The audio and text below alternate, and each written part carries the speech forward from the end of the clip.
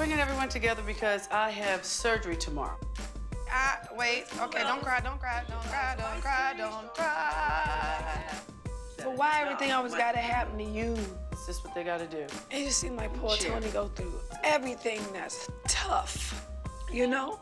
Well, you know, Tony going into the hospital with another procedure, that is so nerve-wracking and just crazy to deal with because it's a lot of other things going on, like me recording my album and, you know, Vince working all the time and me trying to be a wife. So Tony being sick is definitely not a plus, obviously, but it's not a plus right now because it's just a lot going on, and I just wish sometimes I could take some of the, you know, hurt and pain and stuff she goes through, because it seems like poor little Tony goes through everything, and I hate that so much.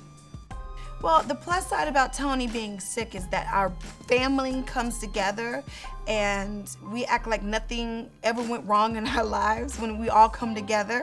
And it's such a beautiful, beautiful thing to do, because whenever someone's in a crisis or even things are going great, the whole family comes together and we just let it be known that we're always going to be here for each other, no matter what.